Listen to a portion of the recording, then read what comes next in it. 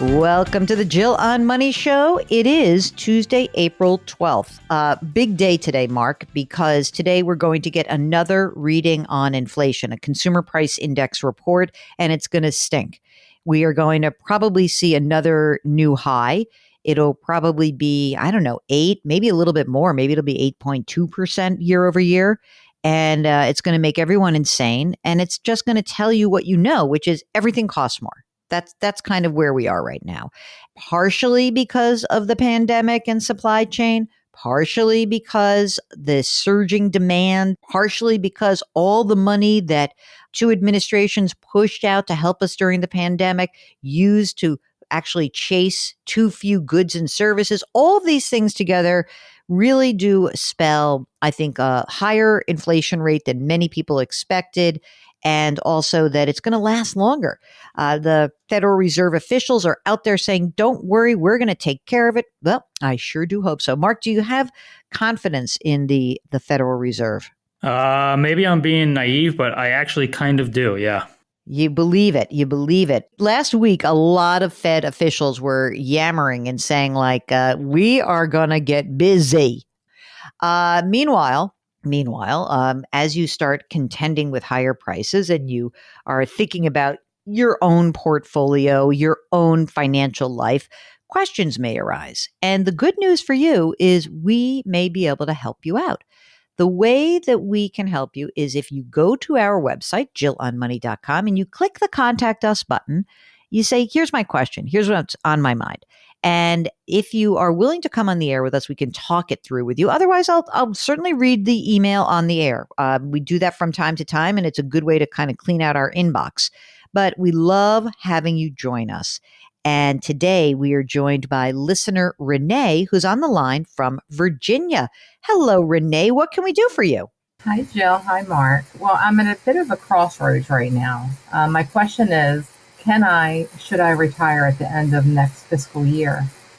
End of next year, actually, after 39 years in the government. Wait. You're going to retire at 39 and not 40? That just doesn't sit well with me. It would be 40, right? No, I'll have 39 years in, and I'll be 56 and a half next year. No, but I'm saying you just don't want to wait till like the 40th year, because that would be so great. Yeah, with my sick leave, it'll end up being 40 years, but I've actually worked a little over 39 at that point. Okay, all right. I like the symmetry of 40. Okay, so you said you're 56, is that right? I'm 55 now, and when I'm eligible to retire in December of next year, I'll be 56 and a half. What do you do? I'm in contracting for the government, so I'll have a pension. Ooh, so, what's the pension amount? Well, at 56 and a half, when I'm eligible, it'll be around 68,000. Holy smokes, that's a big number. Can you live on that? Well, they also give me a supplement of 25,000 until I'm 62, because they're bridging the gap between 56 and a half and 62. And then at 62, they expect you to take your Social Security. Which you may or may not do, but okay. Well, right. The problem is if my house isn't paid off, the 68,000 may not be enough. All right. How much money is in the 401k right now? Well, it's been going up and down, as you know, but about $1 million. $1 million? That's great. Tell me about the house. How much is the house worth about? The house is worth about $260 to $280. Okay. I owe about $158,000. What's the interest rate on the loan? Interest rate is 2.75. One of the kickers, Jill, right now, with inflation being what it is, but you just spoke to, if I retire when I'm eligible, they give me that supplement that I was talking about, but they don't give me a COLA on my pension. I don't get a COLA until I'm 62. Oh. If I wait till I'm 62 to retire, so 5.5 additional years beyond when I'm eligible, my pension would jump up to about $93,000. With a COLA. Yeah. Well, yeah, if I get all the, like expected COLAs and stuff. Yeah. 5.5 years, it would, through my calculation, I would end up with 93,000 instead of 67,000, which that's a big number. I just would like to say one thing. 93 is better than 67. Do you despise what you do? I don't despise what I'm doing. When I wake up in the morning sometimes and I let my little puppy out, my little dog out, and I feel the fresh air and smell the morning. It's like, oh, if only I could go for a nice little walk. Can't you do a Well, little for work from home or not? well, I start working at 6 o'clock in the morning. Yeah, me too. I mean, I could change my time, but it's like I want the flexibility to be able to do what I want to do when I want to do it, and I don't have the luxury of that. And so that's just after 40 years. I'm like, geez, when is it enough money? Okay. Could I afford to do the retirement when I'm eligible? Or do I Let's gotta just talk this through a little bit more. Okay. Let's keep going here. Okay. Besides the $1,000,000 in the retirement account, do you have non-retirement assets? I really don't. I only have 65,000 in cash. All right, good. But that's good to have that in cash. If you're retired at 56 and a half, what happens with health care? My health care continues to the day I die through the government. Oh my God. You know, I mean, it's not free, but it's not a lot of money. How much do you really think, including the mortgage, how much do you need in terms of income? What do you spend? Let's do it that way. How much do you really spend every month? Well, I really spend about probably. I mean, I bring home about $6,200, $6,200 a month. But that's So $5 after grand a month. I max out my TSP, so I put every Okay. possible penny in there that I can, and I still save a lot of money even after I bring home the 6,000 a month. So $5 grand a month is probably what you're spending, right? If that. It's less than that. It's because I save about $2,500 on top of that, so probably 4,000. 4,000 a month. I mean, I know. Where's the 2,500? Is that going into your 65,000 grand in cash? It is. It's going into there. I try to put it in there every month, about $2,500. So, I mean, you know, my mortgage is only $1,200. And when is the mortgage paid up? I think 2044. I was paying more on it, but I stopped that after listening to you. But I mean, I could theoretically, I could have it paid off when I retired at 56 and a half because I'm saving enough to try to do that. But at the same time, sometimes I think I might want to buy a different house and then I might have a bigger mortgage. And that would make me have to keep working. Right. What? You don't like your house? I mean, it's a townhouse and it's nice, but I'm starting to have grandchildren and I think I want something bigger to have space for them. But that's a want, not a need. Okay. So you have some kids, they're grown? I have one child and I have my first grandson who's 9 months old. And do they live nearby? Well, they just moved here within the last couple of weeks from Arizona. They lived there for 8 years and now they're living with me temporarily. Oh my God. They buy a house in this crazy market. They're trying to buy a house here now. So, so maybe you can buy something together. well, I know my daughter would love that. Oh, really? You wouldn't? That's so funny. It's usually the other way around. The daughter to be like, I don't think so. But she's like, yeah, built-in babysitting. I know. She would love she would love that. But I feel like they're only, you know, they're 30 years old. I feel like they need to live a little life before mama lives with them. And are you partnered or single or dating or anything like that? What's your situation? I am 100% single right now. I've been married Not twice. with that pension. Not for long. Not for long. We're going to get you married off right away. We're going to Well, I get don't you. want to get married because I want to keep my money, my money. You betcha. So, what do you think about this, Renee? You're young. You're healthy. All right. I think you can do this if you want to. Mark, do you agree with that? Because I think that she actually has enough money to be able to bridge her. I have an idea about what I want. I mean, what I want you to do, but I don't think this is an unreasonable game plan. I just think that it gets easier with every year that you're working, every additional year. So, Mark, do you think she can do it or not? Yeah, especially if she stays in her current house, she can definitely do it. Yeah. I mean, so you can do it. Now, you want more options? I'll tell you how you create more options for yourself. You essentially keep working. You could do it year by year, but every year it will get better. You do want to build up the cash account in that non-qualified cash account from 65. You want to keep boosting that because if you are going to retire somewhat early, we do want you to have some money that's already been taxed that's available to you. Renee, are you doing the catch up to your TSP as well? Yes. Joe, would you stop doing that and maybe put that portion in cash?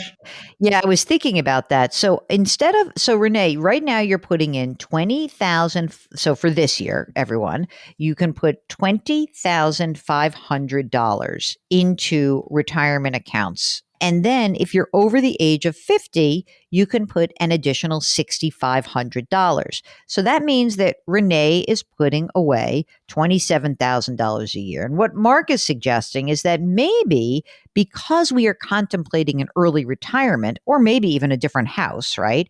That you would instead you would max to 20,500 and then the extra money, the catch-up contribution, stop doing it. We'd want you to build up your non-retirement assets to build your liquidity to give you some options, to give you some choices.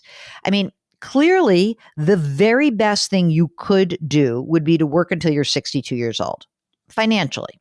But that doesn't mean anything. If you really are like, hey, I'm young, I'm healthy, life is good, I want to enjoy it, then maybe you can do this. Working full time for 40 years and going to from 40 years going great guns, waking up at 6 o'clock in the morning and starting, and downshifting to zero is a lot. Are you sure that you can do that? Like, just philosophically, do you think you can really do this? Or do you think you'd want to do something part time? I feel like I could do it. And then if I wanted to do something, I would. But I mean, really, I'm a bit lazy. So I like the idea of not doing much and having options of doing whatever I want for her once, Yeah. I just feel like in listening to you, Jill, I've heard you say when people want to retire early, you're like, you're too young, you need to keep working. And I mean, if I could make 20 to 25,000 more a year for working 5.5 more years, it's like, am I dumb not to do that? Well, I don't want to say dumb. I mean, I just said, I lay it out to you as this. Financially, you're better off. You have more options, but it requires you to work. And it means that when you're waking up at 6 o'clock with a puppy and you take your beautiful walk, you have to get back in, sit behind a desk and do your work. I can't judge for you how bad that is. For me, like this morning, I woke up and I had to bang out like an hour and a half of work from 5:30 to 7 o'clock. And then I had to take the dogs out and I did my thing. And so now I'm sitting down, I'm doing my show. Would it be nice for me to be like, nah, you know what I'd like to do? I would have liked to have been out with the dogs an extra half an hour, not rush back, not have Mark yell at me for being late or say we're going to miss the call or whatever. Like, to not have that stress would be nice. However, I also know myself, and it's not that I'm lazy. I'm also sort of lazy in that, like, I don't love working all the time, but I like options and I like flexibility. So I want you to really be clear that if you do this in a year and a half, obviously we'll know more in the next year and a half, but it does lock you into a different lifestyle, one that you've never lived through, and one that will not create as many options for you. And that's okay. That's fine. Like, that's not a choice that, first of all, I'm such a math head that to me, the 5 years to get all that extra money would be like impossible for me to pass up. What about you, Mark? Would you be able, like, let's do it with Mark this way. Mark, let's say you were at CBS still. You had to walk into that building every day with all those nut bags. You'd have to grind out 5.5 more years to get a much better pension benefit. Would you be able to do it? Or I could retire now and be okay. That's a very, very easy decision. I would retire. For me, that decision is all about the environment. If it was a place that I actually enjoyed going into and I didn't mind it and I was happy, then I would stay. But knowing the environment, I would retire. There it is for you, Renee. This is about your feelings around this and how much you really, really want to be able to have control over and options in the future. So tell me, what are you thinking as we talk about this? What are you nudging towards? Well, I feel good that you think that I can do it with what I have. And so I guess maybe I'll wait and see. I guess I have options, like you said. And it's just what 62, the multiplier is 1.1 instead of 1%. So that's why you get so much more. Yeah. But one other question. So if I decide to retire at 56 and a half, and I don't pay off my house. Yes. Between 62 and 67, when I wait to maybe take Social Security then. And so, but if I have to tap into the million, is that so bad? No, Why would it be bad? That's also another reason to start building up your cash. Yeah, I mean, I want the cash to be built up to help you through early retirement. But from 62 to 67, I mean, you should absolutely feel entitled to take your 401k money. There's no doubt that that's like, yeah, of course. What's your Social Security benefit at 67? 39,000. I mean, so you'd have 67 from the pension, or 68 from the pension, and 39,000 from Social Security. You'll be in great shape. But for those 5 years, sure, you could take money out of the retirement account. You could live on that. Not a problem. You're going to be fine.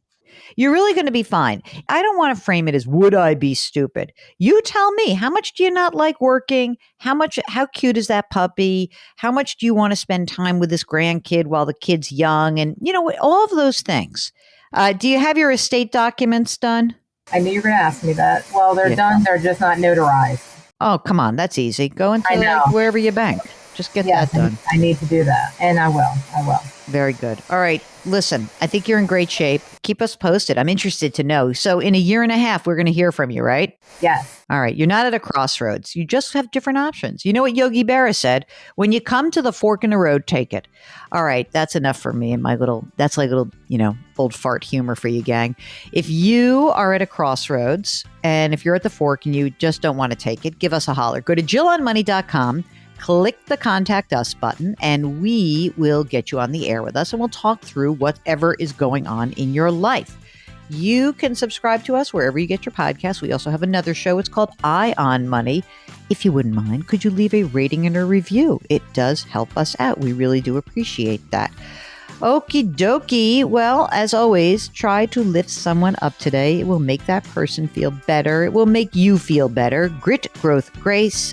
Thank you for listening, and we'll talk to you tomorrow.